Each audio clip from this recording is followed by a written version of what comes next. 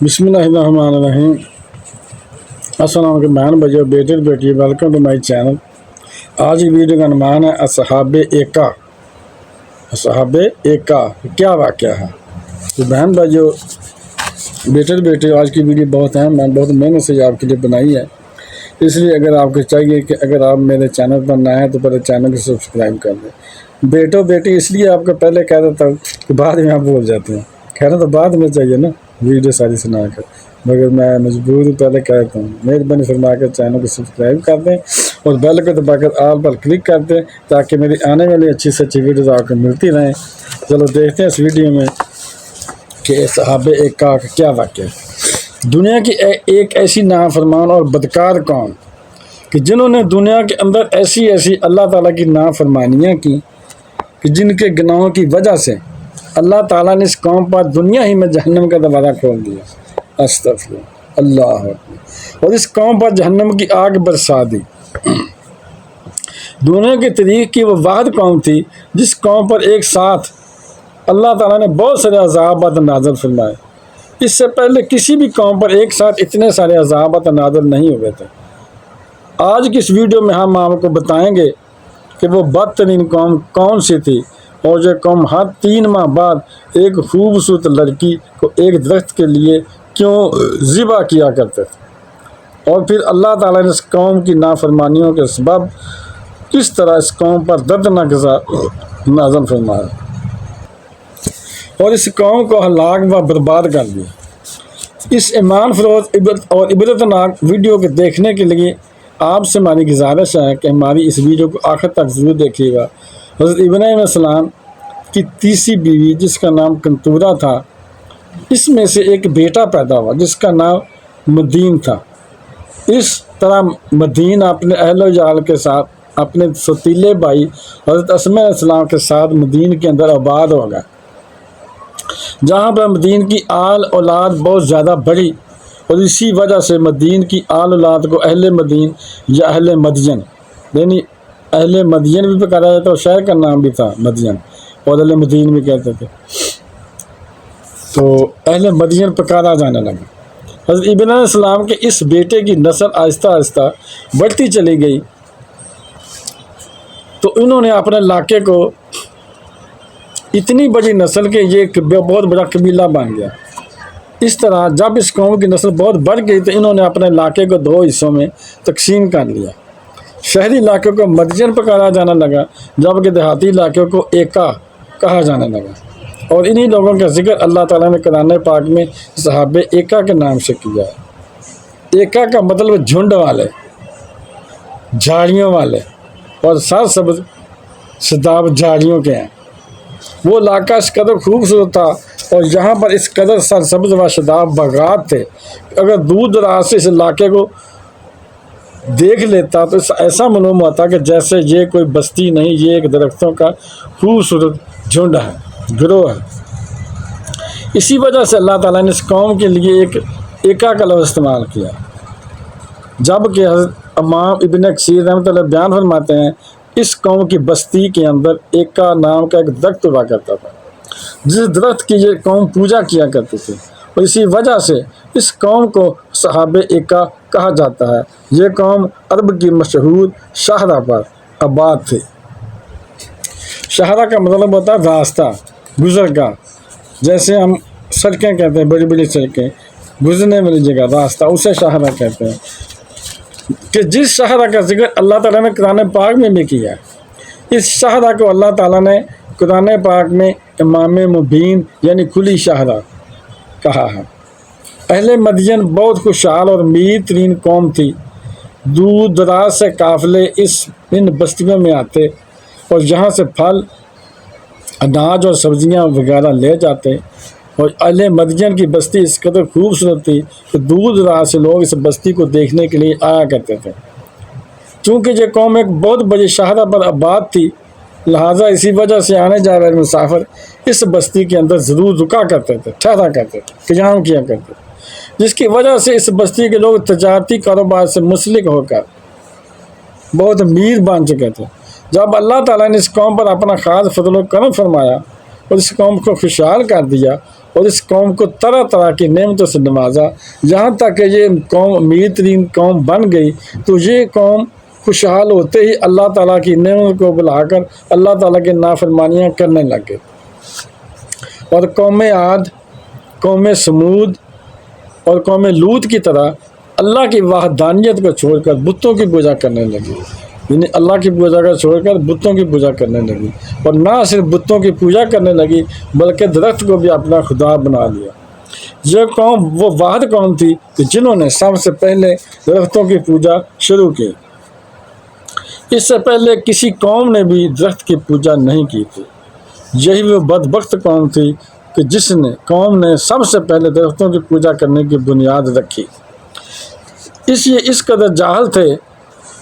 یہ قوم، اس قدر یعنی جاہل تھی کہ اس دنیا کے اندر ایک نئی عبادت کیا کرتے تھے، اور ہر 3 ماہ بعد ایکا نامی درخت کو خوش کرنے کے لیے ایک خوبصورت نوجوان لڑکی کو ایکا نامی درخت کے لیے ذبح کیا کرتے تھے،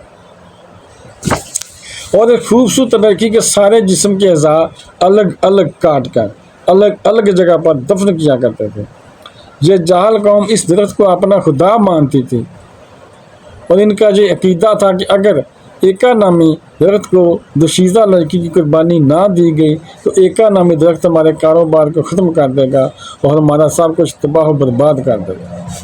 اس کے علاوہ یہ بدبخت قوم ناپ تول کے اندر بھی کمی کیا کرتی تھی۔ اس کے لیے بھی ان لوگوں نے خاص قسم کا انتظام کیا ہوا تھا۔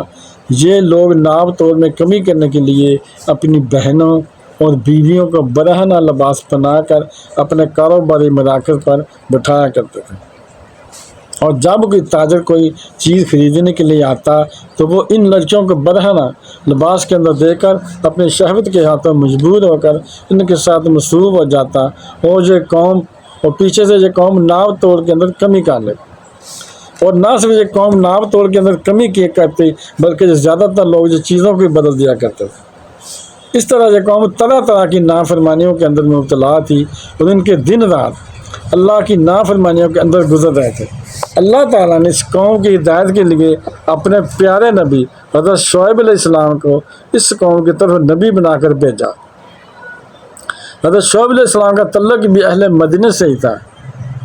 حضرت شعیب علیہ السلام اللہ تعالیٰ کے وہ برگزیدہ نبی تھے کہ جن کا ذکر اللہ نے قرآن پاک میں 11 مقامات پر فرمایا ہے۔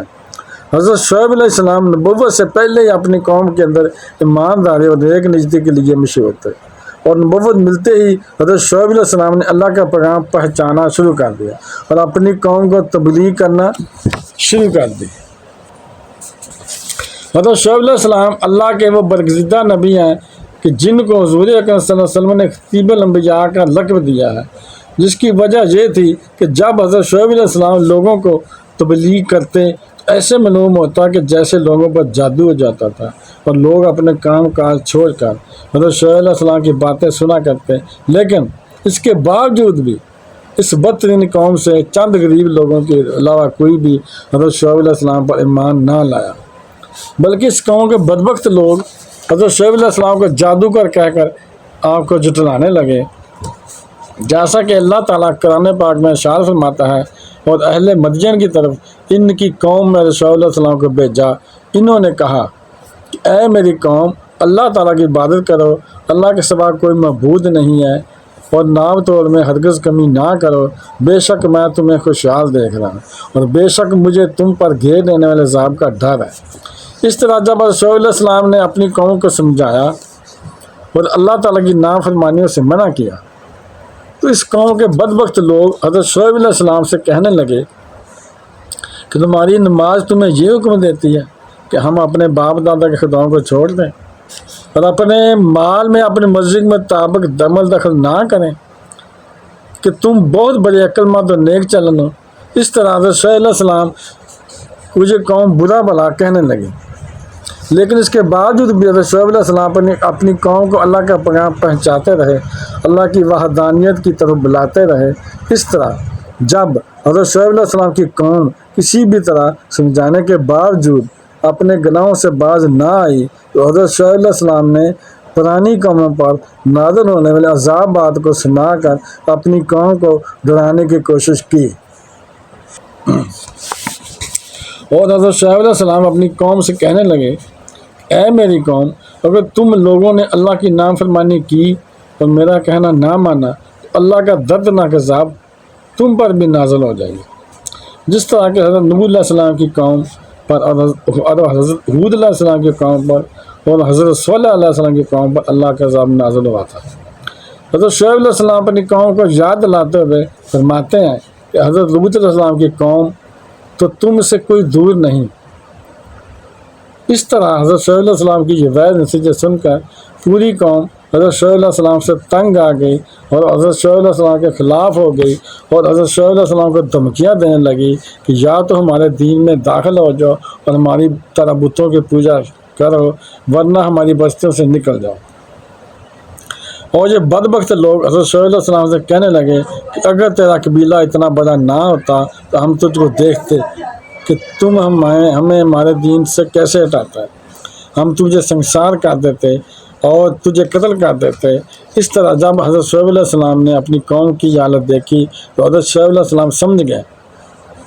کہ اس قوم میں سے ایمان کی کوئی امید نہیں اور ان میں سے کوئی بھی ایمان نہ لائے گا، اور حضرت شعیب علیہ السلام نے ہر طرح سے اپنی قوم کو سمجھا کر دیکھ لیا۔ بالآخر حضرت شعیب علیہ السلام نے اپنی قوم کو یہ فیصلہ سنا دیا کہ تم لوگ اپنے طریقے پر عمل کرتے رہو اور میں اپنے طریقے پر عمل کرتا رہتا ہوں، اور تمہیں معلوم ہو جائے گا کہ کون حق پر ہے اور کون باطل پر ہے، اور کس پر اللہ کا عذاب نازل ہوتا ہے اور کون جھوٹا ہے اور کون سچا ہے۔ جیسا کہ اللہ نے قرآن پاک میں ارشاد فرمایا ہے کہ اے ہمارے رب ہمیں اور ہماری قوم کے درمیان حق کے ساتھ فیصلہ فرما اور تو سب سے بہتر فیصلہ فرمانے والا ہے۔ حضرت شعیب علیہ السلام نے آخری بار اپنی قوم کو سمجھانے کی کوشش کی لیکن یہ بدبخت قوم اپنے گناہوں سے باز نہ آئی اور اسی طرح اللہ تعالیٰ کی نافرمانیاں کرتی رہی، بلکہ یہ قوم حضرت شعیب علیہ السلام یہ کہنے لگی کہ اگر تم اللہ کے سچے نبی ہو تو آسمان سے کوئی ٹکڑا گرا کر ہم سب کو ہلاک کر دو۔ اور یہ لوگ حضرت شعیب علیہ السلام سے کہنے لگے اللہ تعالیٰ کے اس عذاب کو ہم پر لے آؤ جس عذاب سے تم ہمیں بار بار ڈراتے ہو۔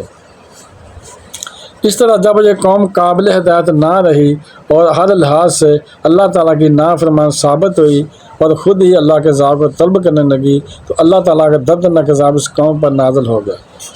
جیسا کہ حدیث پاک میں آتا ہے اس قوم پر اللہ تعالیٰ نے دنیا ہی میں جہنم کا ایک دروازہ کھول دیا جس کی وجہ سے اس آبادی میں شدید گرمی اور گرم لو کی تپش اور حرارت کی وجہ سے ان کا دم گھٹنے لگا اور یہ لوگ ادھر ادھر بھاگنے لگے اور اپنے گھروں میں چھپنے لگے اور اپنے سروں پر پانی ڈالنے لگے، مگر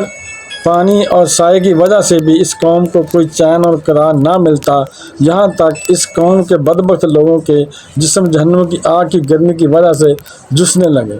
اور جو لوگ جہنم کی آگ میں جلنے لگے۔ اللہ تعالیٰ نے پھر آسمان سے بادل کا ایک ٹکڑا بھیجا، اس بادل نے بستی کے ایک طرف سایہ کر دیا اور اسی بادل کے سائے کے نیچے ٹھنڈی ہوا چلنے لگی۔ یہ منظر دیکھ کر اس قوم کے تمام تر بدبخت لوگ اس بادل کے سائے کے نیچے آ گئے۔ جیسے اس قوم کے بدبخت لوگ اس بادل کے سائے کے نیچے جمع ہوئے اس وقت ایک زوردار چیخ سنائی دی۔ پھر اللہ تعالیٰ نے اس قوم پر آگ کے گولے برسائے اور ساتھ ہی اس قوم پر زلزلے کا عذاب بھی نازل کر دیا۔ اس طرح اللہ تعالیٰ نے اس قوم پر ایک ساتھ کئی دردناک عذابات نازل کیے اور ان دردناک عذابات کے اندر یہ لوگ تڑپ تڑپ کر ہلاک ہو گئے اور اس قوم کے بدبخت لوگوں کے نام و نشان اللہ تعالیٰ نے صفحہ ہستی سے مٹا دیے اور ان کو رہتی دنیا تک عبرت کا نشان بنا دیا۔ لیکن حضرت شعیب علیہ السلام اور جو لوگ حضرت شعیب علیہ السلام پر ایمان لا چکے تھے ان کو اللہ تعالیٰ نے اس عذاب سے محفوظ رکھا۔